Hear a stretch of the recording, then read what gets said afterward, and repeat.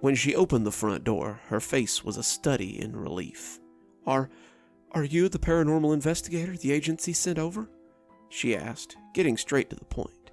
She had once been a very attractive woman, he had no doubt, but grief had aged her.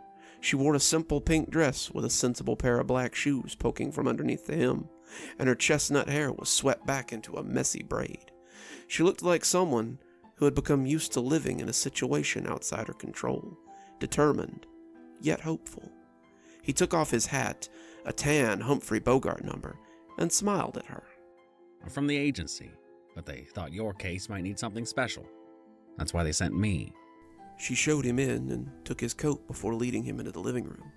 She introduced her husband, Michael, a tall man with a comfortable look of middle age, and introduced herself as Barbara. She sat next to him on the couch, brushing the wrinkles from her dress as she moved effortlessly into the protective shelf of his arm. Killian settled himself into a large red chair that didn't seem to match the other furniture in the room at all.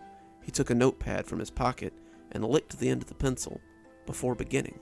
"Wait," Barbara said. When I invited you in, you said the agency had sent over someone special. Does that mean you aren't a paranormal investigator?" she asked. She said it carefully, as if she thought she might offend him with the question. He chuckled. He got this all the time. "The agency sent him, Barbara. I see no reason to," her husband began, but Killian put a hand out to stop him. "It's quite all right. No, ma'am, I'm not a paranormal investigator. My name is Killian Barger, and I'm what you call a paranormal facilitator." Michael crinkled his eyebrows. "Paranormal facilitator? What's that?" "Well, an investigator usually comes out to inspect the phenomenon and see if there's anything the agency can do for the client. Given the description your wife provided on the phone, though, I'd say we have enough data to go ahead and send out a facilitator, such as myself." But what does a facilitator do?" Barbara asked. "My training has allowed me to communicate with the presence or presences in your home and help you get rid of them." Michael seemed shocked. "So you can speak to them?" he asked. Killian couldn't help a little chuckle. "Not exactly. We can make our presence known and inform the entity that the continued inhabitation of this home is undesired. So, tell me a little bit about what's been going on." Killian made notes as he listened, but it was a mechanical sort of dictation. These cases seemed to run along the same course most of the time. Furniture being moved, doors and containers left open, disembodied noises or voices in the house, and an otherworldly presence felt by all who inhabited the home. He listened politely, but what he was really looking for were the ripples. Entities in the home don't appear as Barbara and Michael did. They seem to ripple in and out of existence, like stones making a ripple on a pond when it impacts the water. As they spoke, Killian saw two entities moving about the house with the calm sort of familiarity you often saw in these cases. Both seemed to be adults. One was a male who often moved between the kitchen and the back of the house, and a female who seemed to flit about the kitchen like a hummingbird as she stopped and did something with objects Killian couldn't see. He thought she might also be on the phone with someone, but all he could pick up from her ripply, wavy voice was a sense of pleasure about some new experience or event. Killian had scribbled down the words, "two-entity incursion," before Barbara reminded him that he wasn't alone. Then, there's the child sounds in the bedroom. Killian snapped back. "Child sounds?" "Yes," said Michael. "You can hear the child talking and laughing and playing at odd times in our bedroom. One night, it woke us up with the most terrible wailing. We spent the rest of the night in the living room with the door closed. Come morning, though, we went back and found the door wide open. The covers on our bed were a real mess." Killian scratched out 2 and wrote 3 as he amended the notes to reflect the presence of a child. "Very well, then. I think I can help you, but it won't be easy. It seems as though these entities have a certain amount of familiarity with the home, so I'll have to force them out." Barbara looked at Michael in confusion before she looked back to Killian and asked, How would we even do that?" I don't think it'll be too hard, but we may need to act quickly. I'll stay in your home tonight, if you'll allow me, and make notes on the situation. By tomorrow, I have little doubt that I'll have formed an attack plan to push these intruders from your home. That seemed to brighten them a little, and Barbara was happy to show him to the guest room. It was a simple room.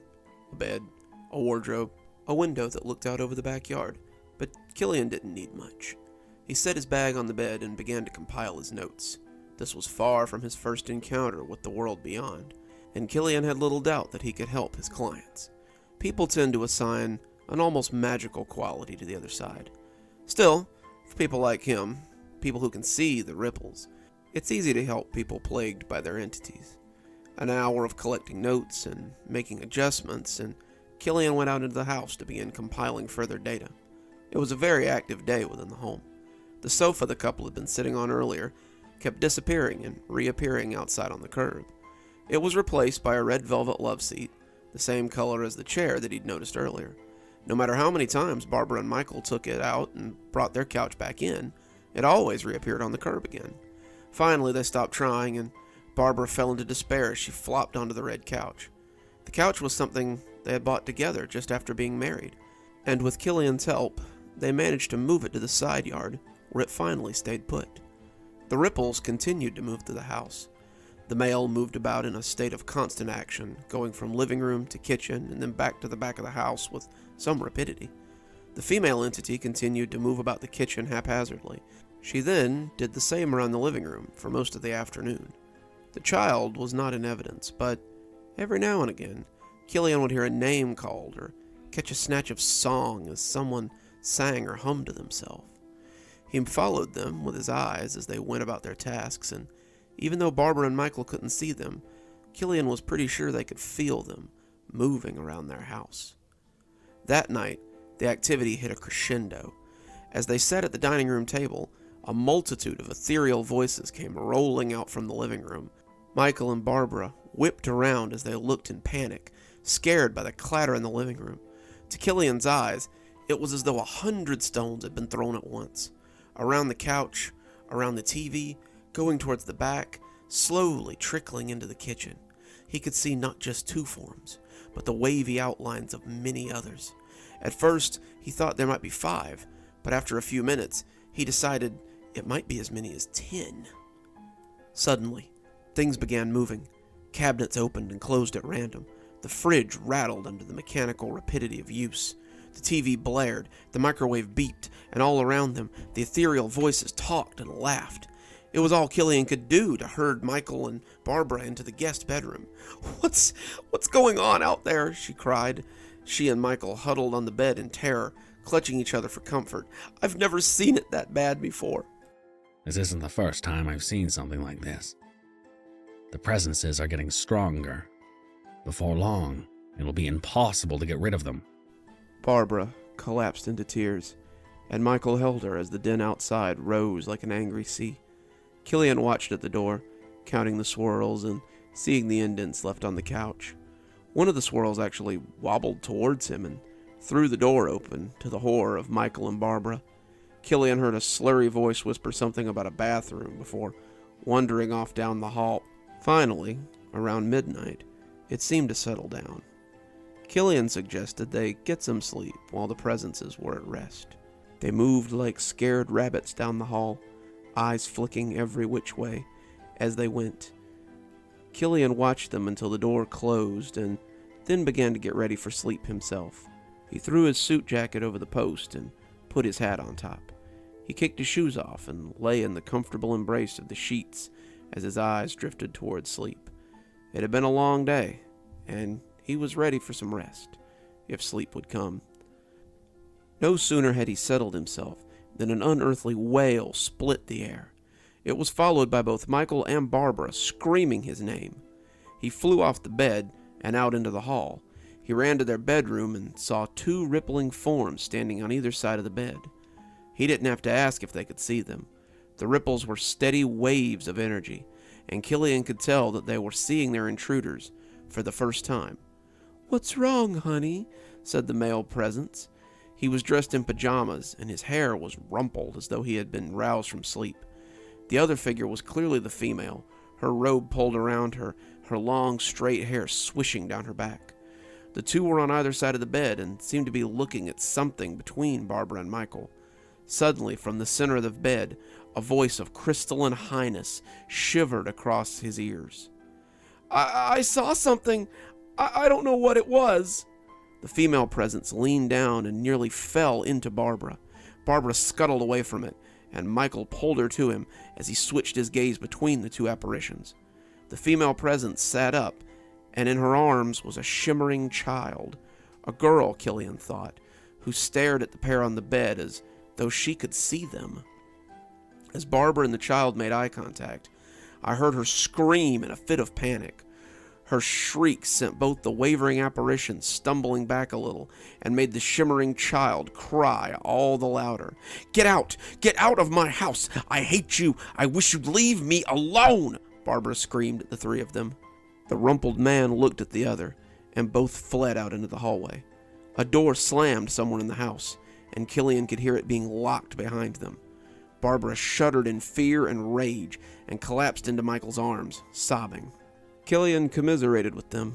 It was always hard when something you couldn't fight invaded your home, but they needed to be strong now. Killian told the two of them to secure their door and get some rest while he made plans for tomorrow.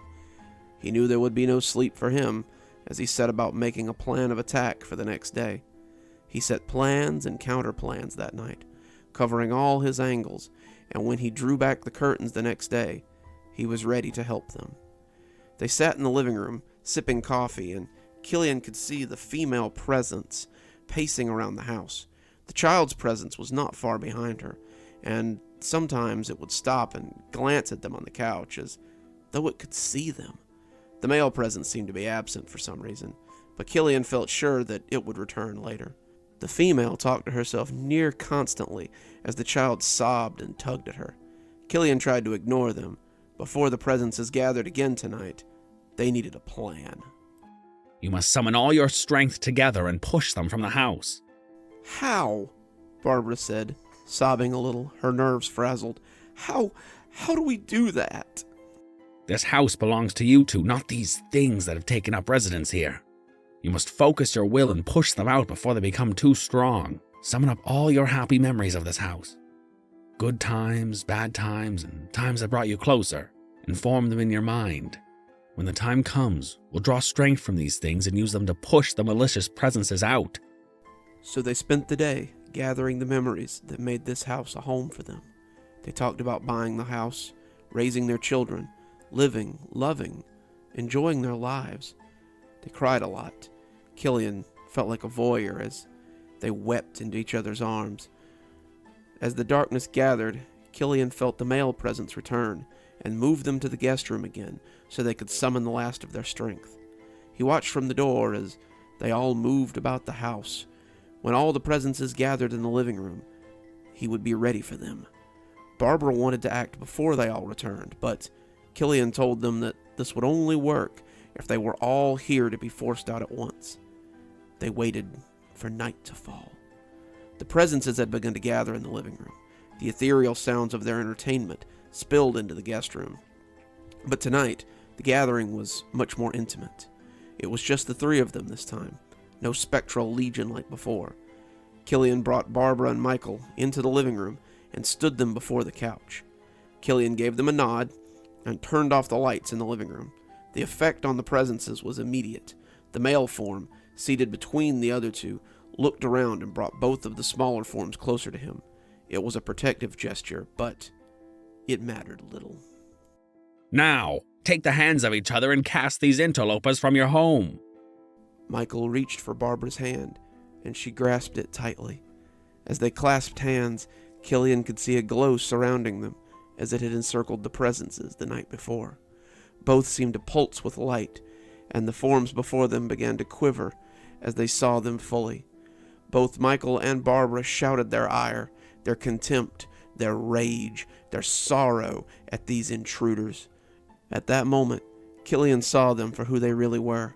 The waxy flesh of the recently deceased, the puffy, jaundiced skin on their face, the dark bruises beneath their eyes as their death masks were revealed. Asphyxiation, he thought. Maybe a gas leak or something. But whatever the nature of their death, their ghostly visages caused the immediate reaction in the presences before them. "Get out of our house!" they yelled repeatedly, and Killian moved up behind them to add strength to theirs. When he dropped his hands on their shoulders, he felt his own throat open again as Killian retook his true form.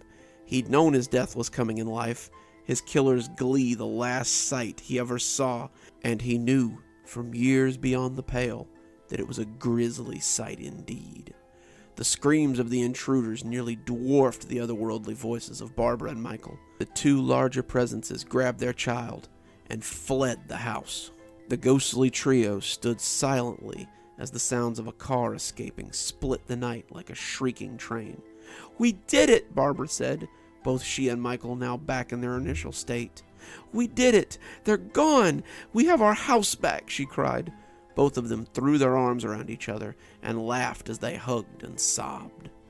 Killian took the opportunity to fish a pamphlet out of his bag and hand it to Barbara, whose hands were shaking again. I would suggest that you leave this place soon. If they believe what they saw here tonight, they may return with a religious or some other such person. They can banish you from this place, and believe me when I say that you would find the process very unpleasant. Yes, but I doubt it will be for long. The living are never gone very long, I'm afraid. In the light of day, they'll laugh off their fears and return to a place they must now call home. They chalk up our presence to a bit of bad dinner or a headache. As Scrooge put it, there's more of gravy than grave about you. "Leave?" Barbara said, confused. "But where would we go?" On to the next plane of being. Heaven, hell, Shangri-La, doesn't matter to me. But this small victory won't last long. Stay if you like. It's ultimately your decision.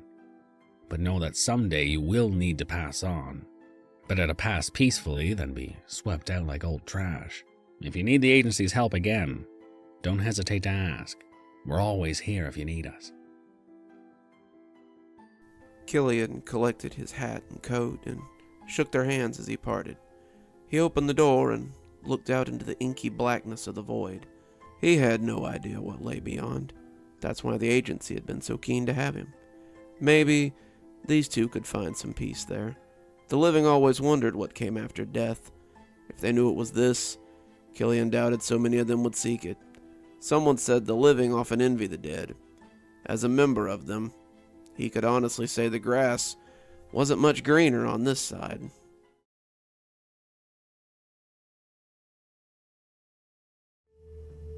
Killian rechecked the address before looking up at the run-down old parking structure. 658 Throonwood Drive was a corner lot in Atlanta's business district. It should have been a towering glass edifice full of men in suits and women in blazers. It should have been a tech startup or a trendy bar. Hell, it should have been a functional parking garage at the very least. Instead, it was a crumbling 5-story concrete monstrosity. Spray paint and graffiti covered the walls, and the thick scrub grass grew up between the cracks in the cement. You could see the leavings of people, kids who had come to smoke, or homeless people looking to get out of the weather. Killian doubted that any of the people that lived around here thought about the place, beyond calling the cops if the kids got a little too rowdy or the homeless people got a little too drunk. As he stepped inside, he could already tell that it was cleaner than most places in such disarray. Homeless people stayed the night, but they never stayed for the whole night. Nicking teens and junkies looking for a place to flop did not come here after dark. Killian didn't need the little card in his pocket to tell him that this was a hot spot. Killian would wager that it practically thrummed after dark. He stepped inside the crumbling structure, stepping around the broken security arm that was there to keep the cars out until they'd paid for a ticket. Someone had snapped it in the middle, and now it just hung lamely, wobbling in the setting sun. The guard booth it fronted on had a window caked in dust, and the seat inside was a chewed hole fit only for mice.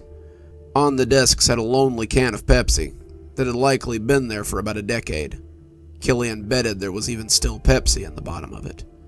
He kept moving, kept looking for her. She was the reason he'd been sent here by the agency. She had caused quite a stir when she'd given a homeless man a heart attack and scared the other three nearly to death. They had run, but the man had stayed. He stayed, and she had fed on him. She had tasted life force, and that was why he was here. She was a ticking time bomb, and he was here to offer her a way back before it was too late. If it wasn't already too late, that was. He found her sitting on the hood of a rusty car on the deck below this one. In the semi-darkness, she appeared as any other little girl might. She wore a school uniform, though the garment was filthy with dirt and mud. Her dark hair hung limply on one sodden pigtail, and he could see a single bare sock dangling next to a shiny leather shoe. She sat far too still for a child, staring at the sunset through a hole in the far wall as he approached. Then, she spoke suddenly. Her voice was cultured but thick, like a delicate china doll sinking in a mud puddle. You've come to be rid of me, haven't you? Killian stopped. He was nearly 10 feet from her, and if something was going to happen, then he would rather it happen now. Ghosts were unpredictable at the best of times, but this little girl was no ghost. Not anymore. She was edging towards something darker, something far more destructive. If Killian couldn't stop her, then she'd be unreachable, unsavable. Then he'd have to put her down like a dog with the rabies. Are you Madeline Arlo Register? I am. The agency has sent me to... Without warning, she turned. He had seen her from the back, in profile, but as she turned, Killian realized that those stains weren't all mud. The uniform shirt was a patchwork of dried blood and old stab wounds. Someone had stabbed her a dozen times in the chest and belly. The left side of her face hung in tatters, strips of flesh hanging like grisly streamers from her soft white skull. Her left eye was dark, put out forever, but a little spark danced there now. As she turned, he saw the colossal metal frame of the car she was sitting on fly towards him. He stood his ground, best not to let the ghost see you flinch, and her sneer turned to something like confusion as the rusty hulk slid through him and slammed into the wall behind him.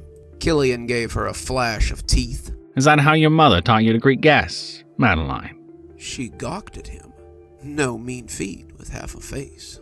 How did you... You're not the only one who ceased to be a person some time ago. My name is Killian Barger, and I am here to stop you before you do yourself irreparable damage. Damage myself? Look at me. I'm slashed to bloody tatters. How much more damaged could I become? Killian stepped in closer, not something he strictly wanted to do, and bent to eye level with this grisly shade. If you continue on the way you are, you will cease to be a spirit. You'll become something different. You'll become something that cannot move on. Her good eye clouded with tears then. She seemed unsure of whether to put her head against him, whether he would allow such a thing. He solved her problem by pulling her to him and letting her rest her gruesome face against his long coat. Even in life, Killian had never been one to let a child's anguish go uncomforted because of a little thing like a mess on his coat. She left no stain, of course. How could she? Madeline had been dead for 10 years now. Her worries about stains and messes were well beyond her. I needed to kill them. We needed to kill them. We have to be stronger when he comes back. We? Even as he spoke, though, he could see them on the fringes of the parking garage. Maybe she wasn't afraid to sit in the light, but they still cringed from it. As full dark came, however, he saw them shuffling to see what troubled their sad guardian. Toddlers in overalls, girls in gingham dresses with blood in their curls, boys in suits, boys in undershirts, children who were in various states of undress. The dirty, grubby masses that made this place their home came shambling from the shadows and approached him. Killian could do nothing but gape at them. The agency had told him about David McGinsk, of course. The agency knew how he had murdered children since the early 50s and dumped their bodies in this parking garage when it had still been an empty lot. David was old now, an old business that many of these ghosts would have to settle before they moved on. But still, he killed them. Still, they feared him. Still, he swelled their ranks. The agency knew about the 53 children of David McGinsk, the ones he had murdered in his 67 years of life. But the agency did not involve itself in matters of the living. Killian, however, did. When was the last time he was here? He came back 3 months ago when he killed Angelica. Madeline indicated a dark-haired girl with brown skin who had wandered close.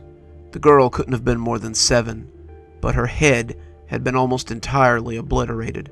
The girl stared at Killian through the dirt and grime that stained her face, her smushed face that resembled a Halloween jack-o'-lantern that had begun to rot and collapse. She stared at him like she thought Killian might raise her from the dead. He drove by yesterday. He only drives by to case the place right before he brings someone new here. I need to go make a call. When he comes, I want you to call me on this. Killian handed her a small silver whistle from his pocket, and Madeline looked at the object dubiously. A whistle? Killian smiled at her. You know how to whistle, don't you? Just put your lips together and blow. Dom filled the glass with whiskey and took a long pull. The Casey Reed disappearance was a real pain in the ass. 4 different agencies, the state police, the local yokels, and even the feds were involved in this citywide search for Casey. Casey, the archetypally rebellious 13-year-old girl, also happened to have a pair of wealthy parents and a grandfather who was a councilman. If even half the disappearances Dom had investigated in the last 10 years had been from families as wealthy as these, Dom was confident they would have gotten this monster off the street by now. That's right, despite what Captain Cedric thought of the idea, Dom was confident that all of these crimes were connected. Children had been going missing in the less affluent areas for the past 30 years. Most of them amounted to dead ends and cold cases, but Dom had personally found many of them buried in the lot on Thrunewood. The police, of course, didn't want to hear about some pervert who targeted kids from low-income families. They wanted results, and Dom could only give them closure instead of arrests. God, but he'd been close with Madeline Register. A private school girl goes missing. Parents come to him for results, but yet again, the bastard had slipped through his fingers. He'd nearly had him then. Had a make and model on the car, a witness placing him at the private school on the day of the disappearance. He'd been so close, but the he was what eluded him. The guy was a ghost, never leaving more than a residual impression on people. And when the car had come up as little more than a burnt husk, Dom had been all out of clues. Killian would have been able to find him, Dom said, topping off his glass again. Killian had been the best detective at the agency, the best cop on the force, and the best friend Dom had ever had. Without Killian, Dom felt like he was just barely getting by. He knocked back the whiskey and glanced at his partner's old chair. He'd left it just the way Killian had before going missing 8 years ago. After 8 years, you just gave up on ever seeing someone again. But not a day went by that Dom didn't hope that Killian would walk through that door again, and Dom's glass smacked roughly against the floor of the small apartment. Killian was sitting in the chair, hands steepled behind his head, staring at Dom from behind his old battered desk, just like he had in the old days. It's been a while, Dom. Killian, what the hell, man? You can't just... Where have you been for the last 8 years? Dom took in his old friend and found that Killian looked exactly the same as the day he'd left to chase his final lead. His coat was immaculate, his salt and pepper hair still snug against his hat, and his face... You dead, aren't you? Dom asked, picking up his glass and filling it again. I'm afraid so. Turns out there's still a place for gumshoes like us, though. Even on the other side, there are people in need of a keen eye and a quick mind. Dom mulled that over as he drank. Dom wasn't young, and seeing Killian had probably brought him one step closer to his inevitable grave. It gave him a queer sort of comfort, though, knowing that the light didn't just go out after you stopped paying the bills. Something after death wasn't news you got handed every day. So, why are you here? Dom asked, trying to find his cool again. I've got a lead for you, partner. A lead that I imagine will help you find Casey Reed. Dom pricked up his ears. Yeah, well, I sure could use one. Every cop in the damn city's looking for her. I know her parents would love to have her home for more than just a viewing. David Majensk has her. Dom's eyebrows shot way up. I investigated him a couple of years ago. He was a prime suspect in that string of abductions, but it just never panned out. He had an airtight alibi, and people to back it up. He has friends who are afraid of him, people who will lie on his behalf. He's the one who's been leaving bodies at the old Thrunewood site. He's the one dumping bodies? Dom was shocked. He'd have to have been killing since he was 17 years old. Dom sat back in his chair and sipped at his whiskey. "And I suppose that telling the cops that the ghost of my dead partner came and told me this won't amount to a hill of beans and only serve to get me locked in the local mental ward." Afraid so. Looks like you'll have to go and do the legwork if you want to see this case put to bed. Killian flashed that careworn smile he had always worn, and it warmed Dom's heart to see it. He stood up, taking his hat off the desk, and turned back to look at an empty seat. "Thanks, partner," he smiled. Killian had given him a hell of a lead, and now it was time to chase it. How much had Atlanta changed in the 8 years since he'd lived there? The people bustled up and down the streets. The towering glass buildings winked and glistened even by night, and the hum and thrum of the streets still moved him towards his old haunts. He was standing outside a tavern near his office. It had been called Saffron, but it was now a small wine bar named Genesis. How many nights, how many times had he sat inside with Dom and had a beer? How many times had Sandra, Saffron's bartender, come out after last call to talk about the old neighborhood with them? Was she still there, he wondered, slinging wine and talking about the old days? He had taken a step towards the front window when an ear-splitting whistle raked across his senses. He stepped away and turned towards the business district. His curiosity would have to wait. He was on the clock, after all. David pulled into the familiar spot beside the old lot and shut off the lights. He closed his eyes and took a deep breath as he savored the feel of the moment. He liked to emblazon this part in his mind, so later, when he was alone in his bed, he could recall it with crystalline clarity. He held the knife up to inspect it, opening his eyes to see the keen blade, the rough wooden handle that was still stained from a lifetime of killing. Then, the bitch in the back seat kicked his seat and ruined his moment. She had been impossible from the first moment he had found her on the sidewalk. When he stumbled across her, David had thought himself lucky. Here was someone whom he wouldn't have to lure into his car or trick into his house with the promise of treats or money. The girl was passed out on the sidewalk, a raging house party thrumming in the background. He had loaded her into his car with minimal effort and thought himself quite lucky. When she had awakened halfway to his house, however, the trouble had begun. She had kicked and screamed and accused him of any number of improper things. He had barely managed to find the sedative in his glove box, plunging the needle into her neck as she tried to pull his door handle off. But that was far from the end of it. The last 3 days were a constant reminder of why David did not abduct teenagers. They were loud, they were rude, and they generally could not easily be cowed by fear or violence. Every other word out of her mouth was an expletive, or her telling him how much he probably wanted to screw her. David shuddered at the thought of it. He was not a sex pervert. He did not like to have sex with children. He was, however, a murderer, and he was about to receive his climax.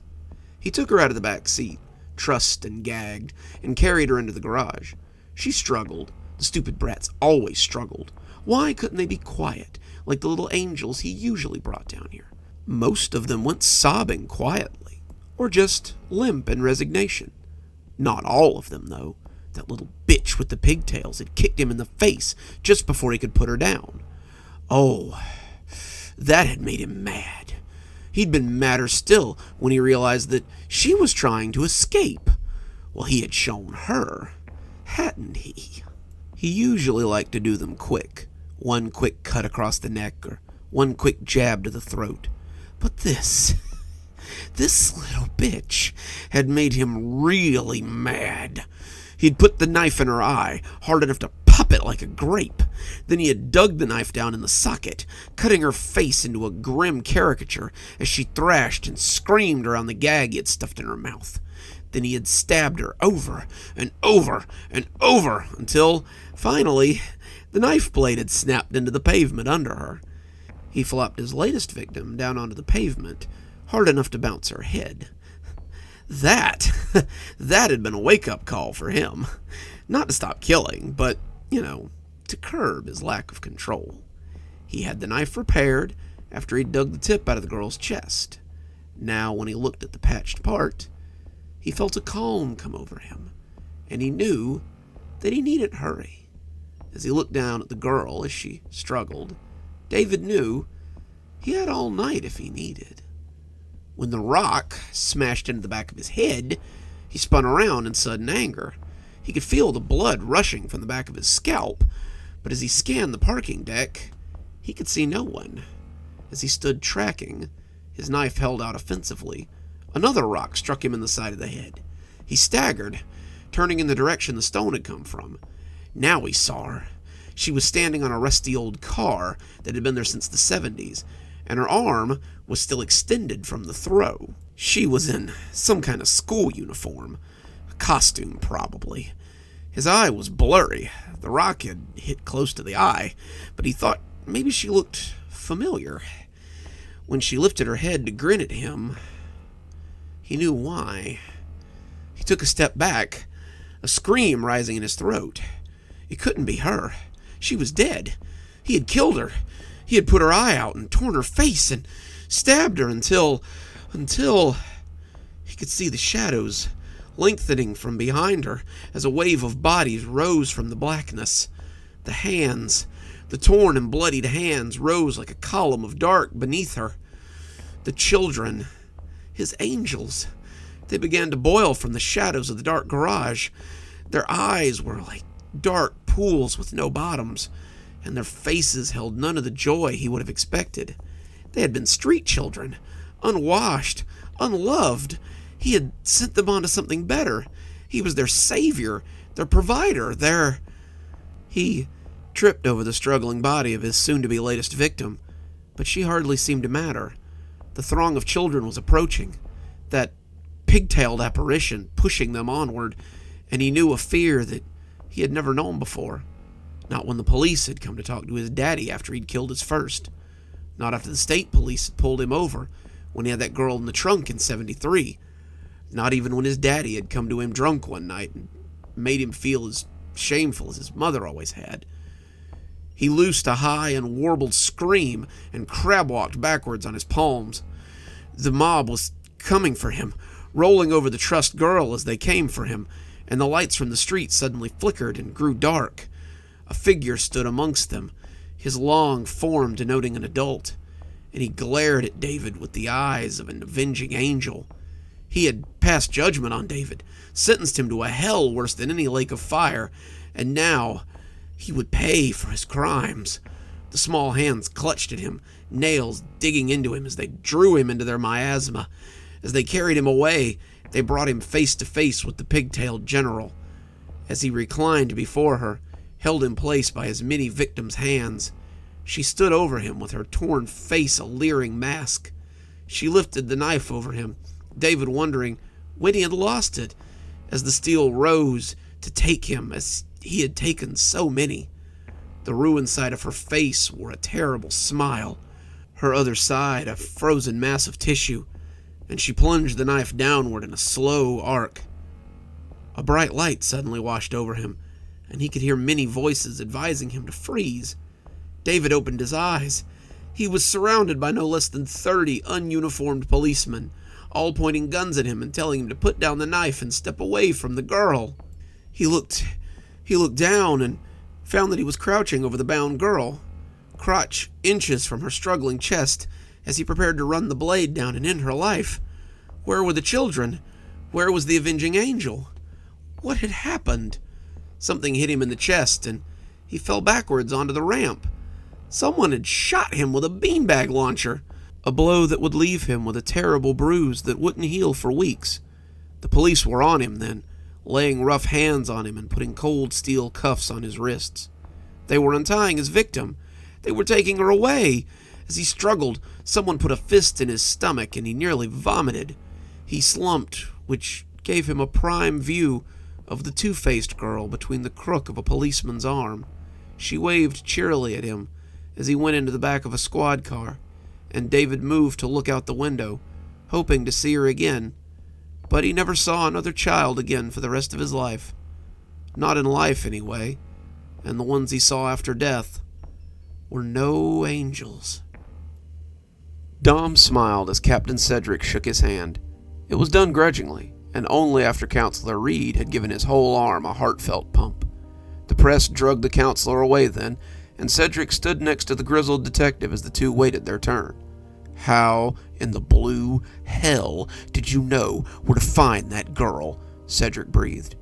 Dom only shrugged, but the satisfied smile just wouldn't leave him.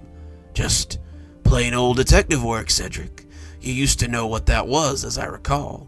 Cedric kept his smile, but there was a sneer hidden beneath it. "Don't give me that shit. We comb the whole city in half a hell, and you find this girl by, what, pounding the pavement, hassling toughs down at the dock?"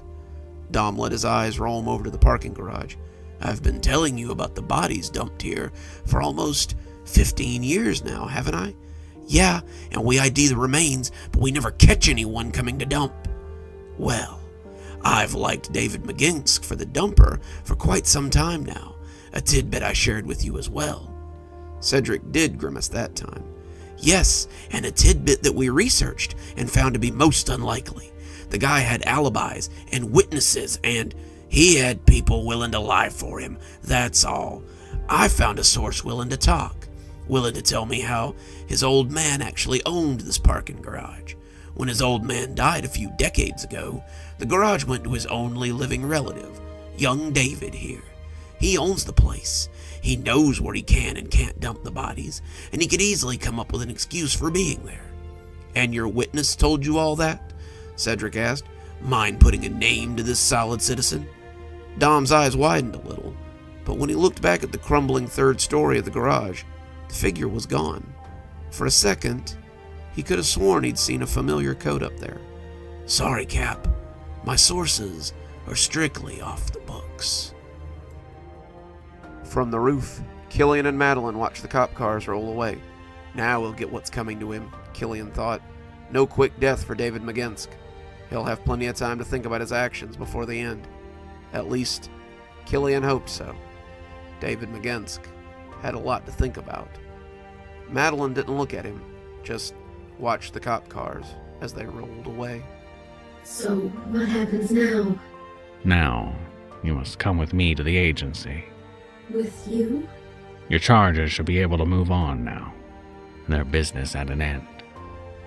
You, however, have killed the living, and must now answer for your crimes. She looked away, tears falling from her good eye. When she cried, Killian really could believe that she was only a 10-year-old girl. He could see the bright young lady she had been, the potential that was wasted when a madman had ended her on the bricks below, and he felt sorry for her. He lifted her chin, and she looked at him, hopeful again. I believe that, given the circumstances, they may go easy on you. But you must face what you've done with the same bravery that you faced your killer. I'm ready. She stood, taking his hand and walking away stoically with him, as the two of them walked into the aether, together.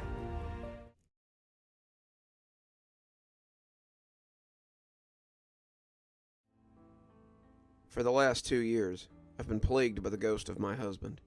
At first it was comforting, but over time, he's become a nightmare. The pale woman seated beside her on the couch looked extremely upset as she spoke, but all Killian could focus on was the itch on the back of his neck. There was always an itch when you met with this sort of client, and he had to force himself not to look at the mirror just to his left. He knew what he would see there, but the feeling of vertigo that always came with it was extremely unpleasant. Seeing someone who wasn't you staring back was always a little odd. Killian had possessed Vances before, but it always seemed strange to wear someone else's skin. The pale man stared at his wife with real scorn, and she shuddered as his regard fell on her like a snowdrift. "That's a lie," he said, his voice croaky but still full of malice. "This," he ground his teeth together before letting his rage get the better of him, "woman has stolen the only thing I have left. She continues to take from me, and there doesn't seem to be anything that I can do about it." Killian sighed and took out his notepad. As a police officer, he had spoken to squabbling partners before, solving domestic disputes and finding the problem party. As a detective, his job was to determine who might be a problem amongst the concerned parties. It wasn't uncommon for the parents to be responsible for a missing child, and the ability to sense who was cheating on whom was helpful. This, though, was a little bit different. His work with the agency often exceeded anything he'd ever done for the force in his life. "Hey," grumbled a voice in his head, "you want to hurry up? It's a little cramped in here with the two of us taking up space." Case in point, his Vance was getting claustrophobic. Sorry, Rain. Just need a little more time. "That's great and all, but there's a surprisingly small amount of leg room in the back of my own subconscious, so if you could hurry up, I'd really appreciate it." Killian nodded before realizing Rain would have no way to see it. Renoir Dupree, Rain to his friends, was a part-time Vance and a full-time psychic.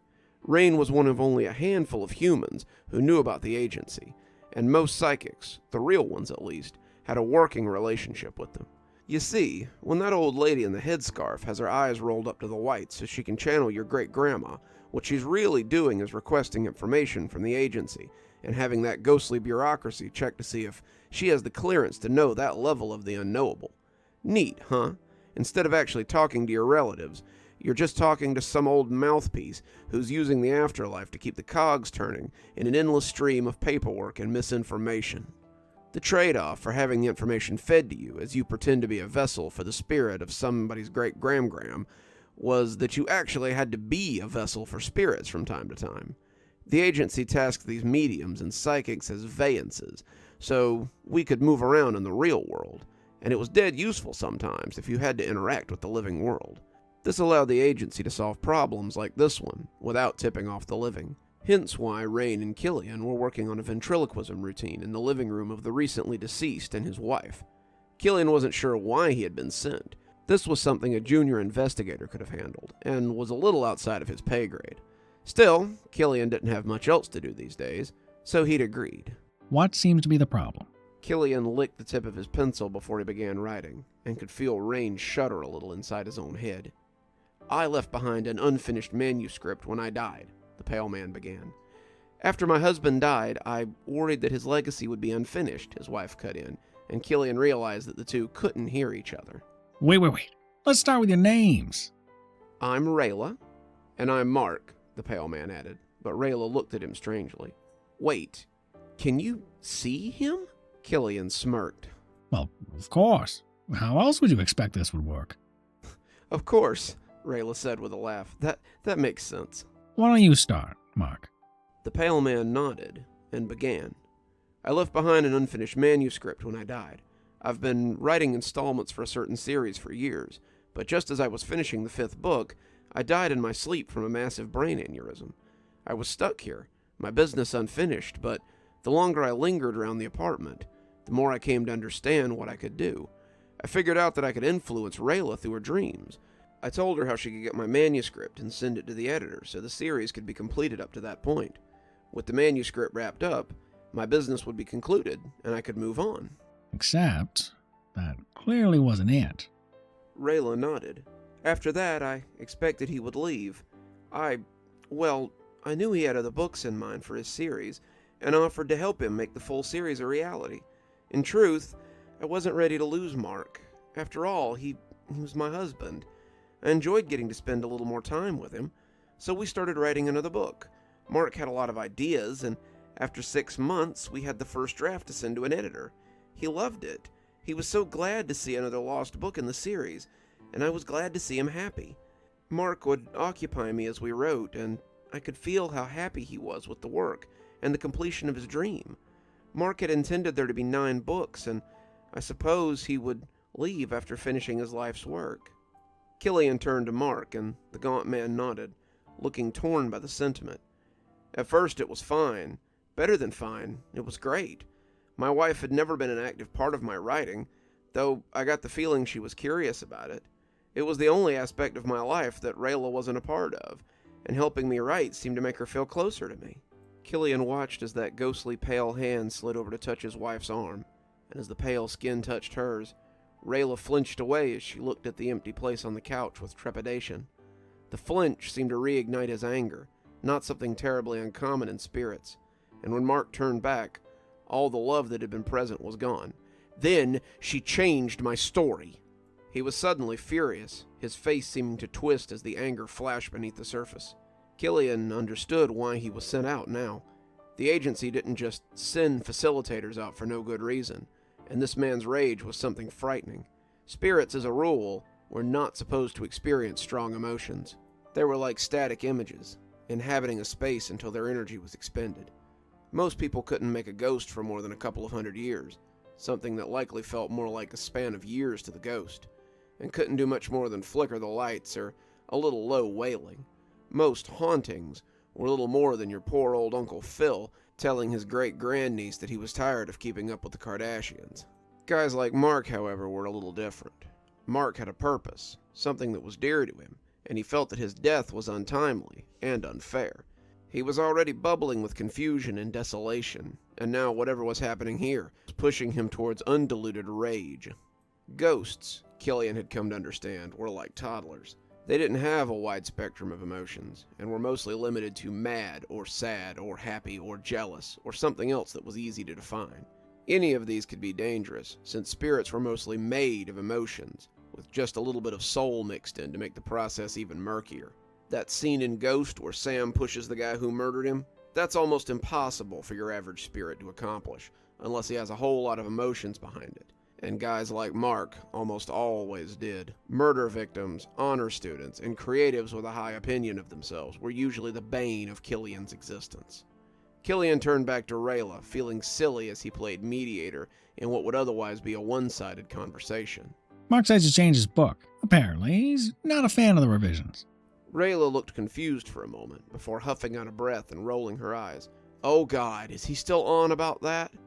Turning to the empty space, empty to her at least, she would have been quite a bit less shouty if she could see Mark's face. His teeth were skinned back like a wolf preparing to bite. It was one time, Mark. I changed one character. Are you still hung up on that? Mark looked ready to bite, and the bulbs began to pulse in their sockets. Killian realized this might be a little deeper than a simple revision. One character? One character? He shouted, ethereal spittle spattering unnoticed on her cheek. You left Elizabeth Maker alive. Elizabeth Maker was supposed to die in Book 7. She was never supposed to exist after the fall of the Lupercalia Council. The two had been unknowingly having a shouting contest, but when the first bulb popped like a firecracker, Rayla flinched and looked around surprised. Killian elaborated on what her husband was saying, and Rayla cleared her throat, some of her bluster evaporating as the lights continued to strobe. Yeah, he wanted Elizabeth to die at the end of Book 7, but I didn't want to kill her. Killian looked at his notebook, rain grumbling in the back of his head as he tried to make sense of all this. You'll have to excuse me, we don't really get new releases at the agency, so don't be offended when I ask, what the hell are you two talking about?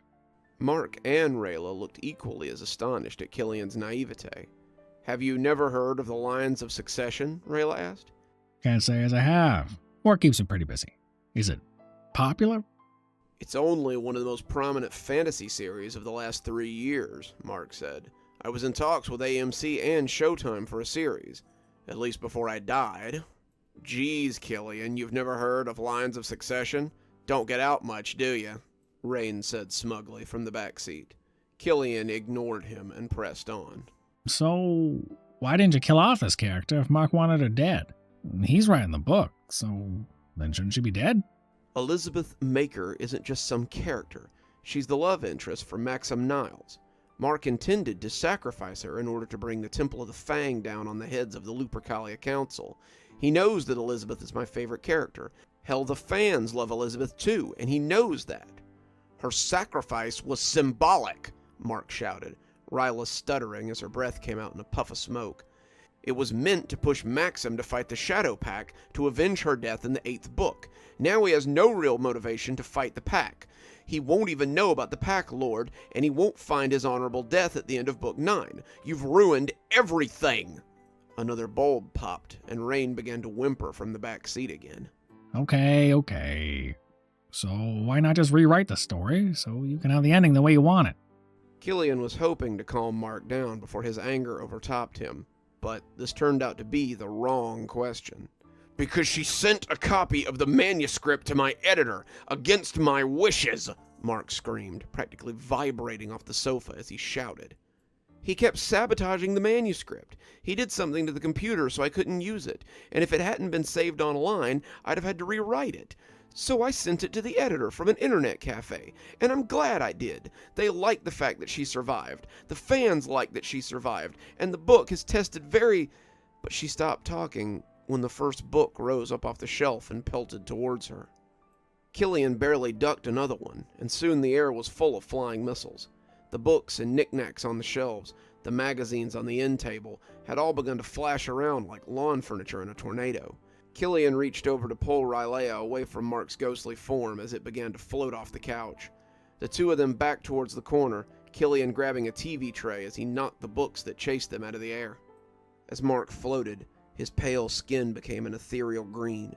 Rayla gasped, her eyes growing wide as Killian realized that she could see him too. Rain was gibbering, asking little questions in a high, panicked voice, but Killian turned him way down. This was why they had sent him. The agency knew that Mark was getting ready to go nuclear, full-blown poltergeist, and they needed someone to talk him down, or to take him down.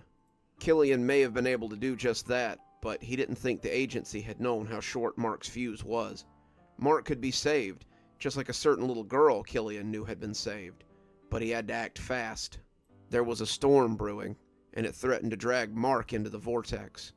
Killian stepped out as the wind whipped at the cuffs of his ridiculous purple shirt, his TV tray still held at the ready if something should come flying his way. Mark Gabriel Francis. Killian shouted, seeing him shudder as the power of his full name fell upon him. I know you're angry, but you're in real danger if you keep this up. Mark was standing at the center of a swirling whirlwind. One of the bookshelves fell over, the last of its books now circling in the storm, and the gray ottoman seemed to be hanging by its peg legs. The wind swirled with papers, knickknacks, books, and other small items that the growing tornado had picked up. Mark's eyes rolled to the whites, and Killian saw them run with bloody tears. Blood ran from his ears and nose, too, likely the way he had looked in death, but he was no more ghastly a creature than some of the others Killian had helped. You're on the cusp of becoming something terrible. Don't let your anger make you a monster. What choice do I have? She's ruined everything. She's ruined my vision. I can't let her get away with this. She cannot be allowed to live. She can't be allowed to taint my ideas any further. Killian ducked another book, a heavy tome that would have likely laid his Vance out, and tried again. I know you're angry. There's nothing worse than dying without closure, but this isn't the way to get it. If you give in to your rage, you won't be able to pass on. You'll be stuck with nothing but the candle of your emotions, just waiting for it to burn out and leave you in darkness. Mark laughed, and the sound made the window shudder in the frame. Then what? Hell awaits me? I don't believe in that. Don't try to preach to me. I'm beyond such things now. There are worse things than hell, Mark. Hell is many things to many people, but there's a darker void for those hell won't take. A paperback crashed into Killian's shoulder, but it was all the response he received. Mark hung in the center like a terrible eye to a building storm, and even his name had no effect on him now. As the cutlery flew out of the island that separated the kitchen from the living room, Killian took a step back and rejoined the huddled widow. Rain was bemoaning that he had ever signed up for this crap, and praying to God that if he ever got out of this situation, he would return to church and find a job that required fewer dead people to occupy his head. Killian wanted to tell him to shut up, but he felt a little like praying himself. This was getting dicey, and his options would be limited pretty soon. Killian touched the little .38 in his pocket, feeling secure with the knowledge that it was there. It wasn't really a .38, no more than any of the other weapons manifested by the members of the agency, but it was Killian's source of power and his only means of attacking spirits. He would have to exit his Vance to use it, but he doubted Rain would mind much. Something rankled him as he thought about the gun, though. The voice said it wasn't time for that yet, but soon there would be no other choice. He looked at Rayla and yelled over the typhoon. If you want to talk to him, now would be the time. We're almost past the point of being able to save him. Rayla looked undecided as she hunkered in her corner, but Rain's shouts told Killian flatly that that was a bad idea. Are you crazy? He'll kill her. She's the source of his anger. He'll rip her to pieces if you send her out there. Killian thought about that, taking Rayla by the shoulder and asking something he should have asked from the start. Did you have a good reason to save Elizabeth? Rayla looked disbelievingly at Killian, but the nod that came in the wake of his question told him that he was on the right track. Then go tell him that. And if he kills her, Rain asked, your agency won't like that one bit. Fuck the agency. They wanted me to handle this. I'm handling it. Rayla, Killian spoke out loud as he shook the scared woman a little to gain her attention. this may be your last chance to talk to your husband on this side. If you need to tell him something, now's the time. Rayla looked past Killian, and as she got to her feet, Killian was reminded of a newborn giraffe he'd seen at a nature show once. Each step seemed to be less sure than the one before it, and as Rayla approached Mark, that terrible figure turned to look at her. "Mark," she half-whispered, a fillet knife missing her by an inch as she shrank to her knees. "Do you know why I spared Elizabeth?" "Because you never understood my work. You always resented that I put it before anything. You blamed it for us never having children, for the fights we often had, and ultimately you blamed the stress for my death." Rayla had to shift a little to avoid several paperbacks that ruffled the back of her head. "It was because I knew how it would make Maxim feel," she yelled, and some of the items that had been prepared to careen into her stopped midair. She looked up at Mark, his face surprisingly inviting, as it enticed her to explain. "I thought about that broken man. His love ended in the pursuit of his quest, and I remembered how much it hurt to lose you. Your life was over, but I was left behind to figure out what came next. I reread your books after the funeral, consuming them all in the space of a week. In a way, they became like the children we never had. They were the only pieces of you I had left, and I cherished them. When you came back to me, inviting me to help you finish your work, I felt closer to you than I had our entire marriage." His eyes had unrolled, the blood fading from his face as she spoke, and as Mark floated back towards the couch, the items in the whirlwind hung frozen in place, like planets caught mid-orbit. "In a way, these new books were our children, born from your mind and my effort. I cherished them all the more. When you told me to kill Elizabeth, though, I knew I couldn't. She was too important to Maxim, and I didn't want him to know the loss that I had felt. I didn't want anyone to feel that loss. I didn't want to feel that loss ever again." When he wrapped his arms around her, she pushed against him as if he were flesh and blood. The items dropped around them, knives thankfully falling to the carpet as opposed to into anyone made of meat, and Killian fetched a deep sigh as he realized it was finally over. "Tell your boss there better be hazard pay involved in this," Rain said, clearly not sharing in the fuzzy moment that was going on around them. "I was never warned that my body might be in danger while you guys use it for your little walkabouts." Just soak it in, Junior. These are the little wins that are few and far between. Killian smiled as the two reconciled quietly, understanding that it had almost gone very badly, and feeling grateful that she had managed to turn it around. Would you really have shot him?" Rain asked. Killian watched them, the glow coming off them like a space heater in mid-February. I've shot people I liked a lot more than him, and it's my job to put down the monsters when they burst out of their human form. Luckily, tonight that wasn't necessary. Killian hoped that a return trip wouldn't be necessary either. Perhaps the two would find a way to finish Mark's legacy without the need for agency intervention this time. Come on, Rain. I think our work is done here.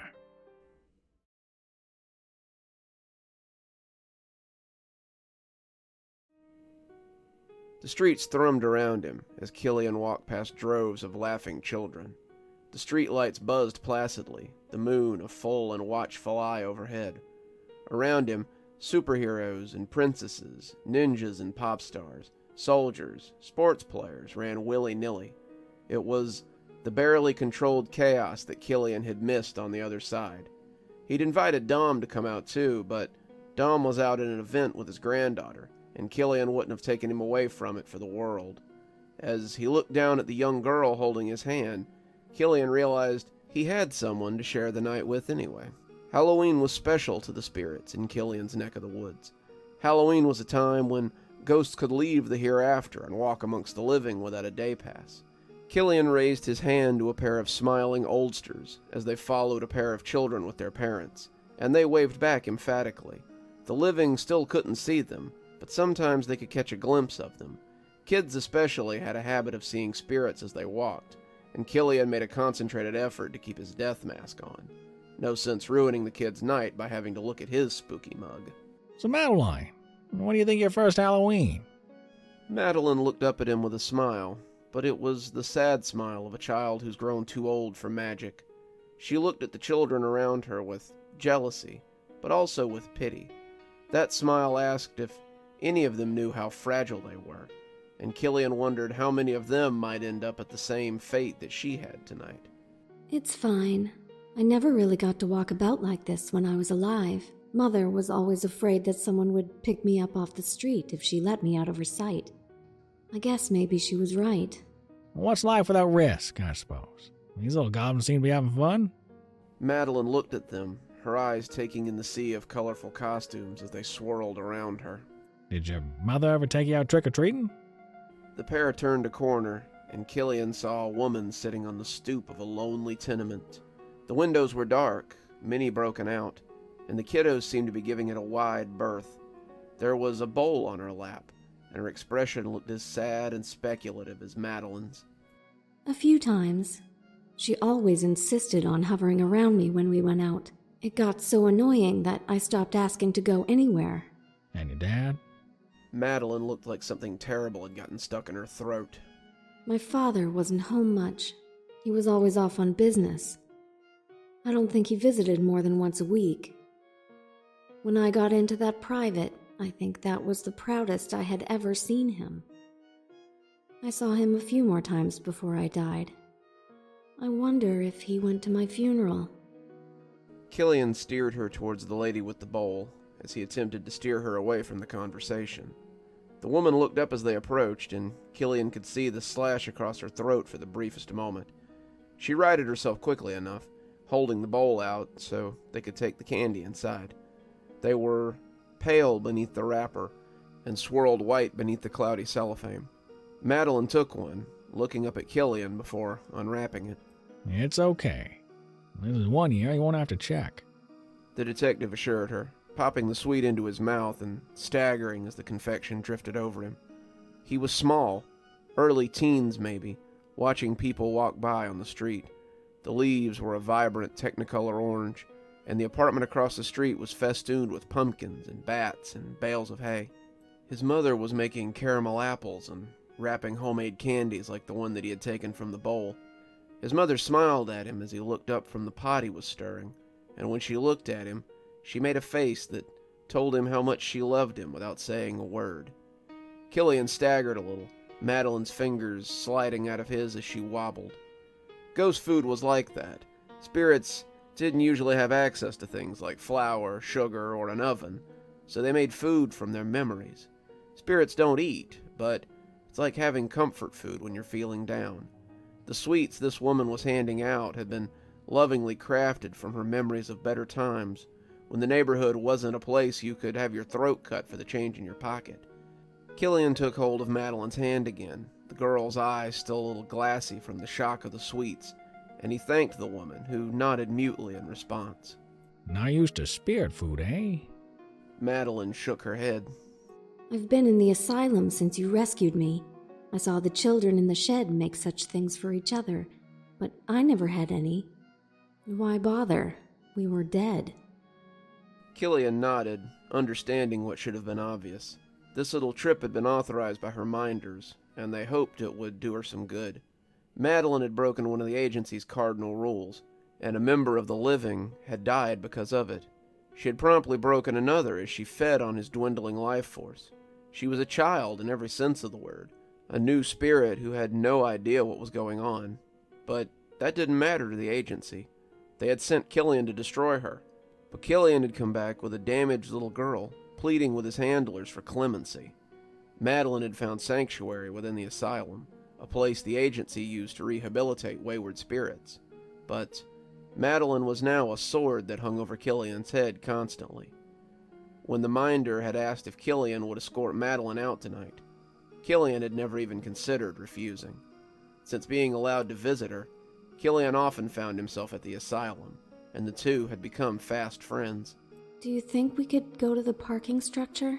She seemed almost shy about asking, and Killian had to think about it for a minute. I don't know, kid. Are you sure you really want to go back to that place?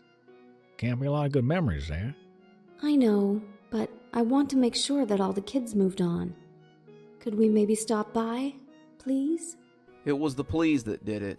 That childish trill made it sound like she wanted nothing more than an ice cream cone or a new toy. She looked up at him so nakedly, wanting to see a familiar place that she had once known so well. Killian realized that he had time, had nothing but time, and when he nodded, her face lit up. Maybe it'll do you good to see old friends again. Madeline laughed, making her usual serious face look young again. Seems more like visiting a battered women's shelter you used to stay at often, but I'd still like to see it. Killian oriented himself, trying to figure out how far the old parking structure was from their current location. They were in one of the less rough neighborhoods in Atlanta, and the car park was about 12 blocks from here if you figured right. The two of them could be there before midnight, but only just, and only if they hurried.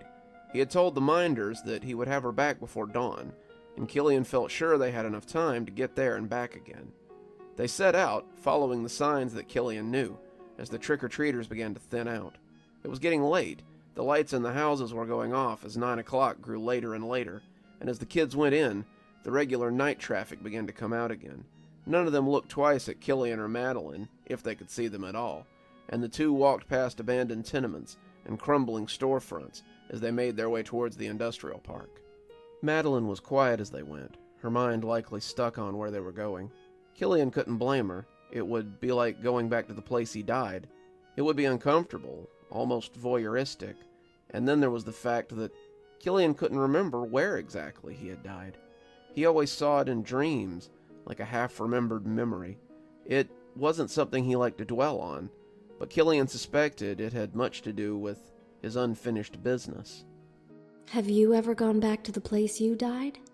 Killian jumped a little, pulled out of his own contemplation by his curiosity, and the fact that it seemed like she'd been reading his mind. Can't say as I have, kid. Why not? Are we not supposed to return to the place we died? Is it against the rules? Quite the opposite, actually. Most spirits haunt the place they died exclusively. No, I can't remember where I died. I woke up in the reception room of the agency and have only foggy memories of dying at all.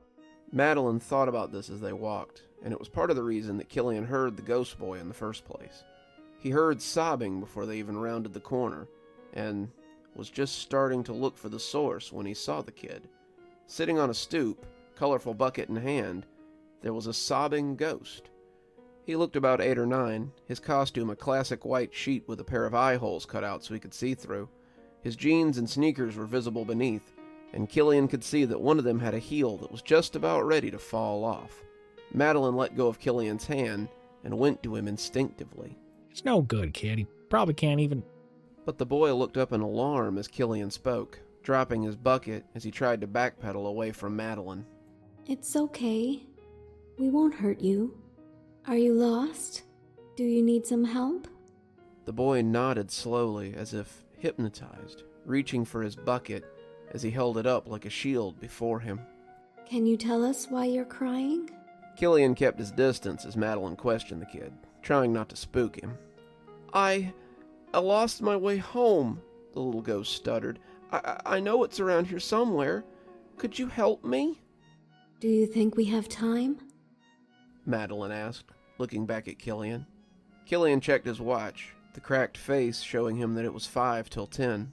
I think we do, as long as the poor tyke lives around here somewhere. Madeline smiled at him, taking his hand and clutching it in hers. My name's Madeline, and this is my friend, Killian.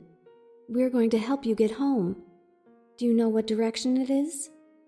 The little ghost boy shook his head, Killian seeing that the front of his ghost sheet was wet with tears. Well, do you know what street you live on? He started to shake his head, but then stopped. Not exactly, but I know it's named after a red flower. Mama used to grow 'em in the window box of our apartment. She said the street was named after them. Killian nodded. Shouldn't be too hard to figure out. There's a collection of streets nearby named after flowers. Rose, zinnia, azalea, hibiscus. That's it. Hibiscus. I live in an apartment on Hibiscus. Killian thought about it and realized that Hibiscus was a little out of their way. It wasn't in the opposite direction or anything, but it wasn't exactly on the way either. They would need to take some creative shortcuts once they returned the kid to his apartment. But Killian was still pretty sure that they could get to the car park by about 1 or 2. Madeline came down the stairs, leading her new friend by the hand, and Killian marveled at her control. It had taken him a while to learn how to do that kind of thing, and here she was, leading this boy around like it was nothing. To be fair, though, she had thrown a car at him on their first encounter, so maybe it was just something that came with the territory. Off we go, Killian said, and the three of them started walking down the darkening street. The street lamps were hit or miss here, the boy looking cautiously at the pockets of humanity that had gathered in the dark spots. This was where the sharks waited to ambush their prey, the peddlers and the hawkers waiting for their next victim, and those who had nothing to trade congregated to sell the only thing they had left. Madeline patted the boy's hand throughout it all, telling him to be brave as they progressed through the crowded street. When they took the corner onto Zinnia, the boy's steps got steadier, realizing he was almost home.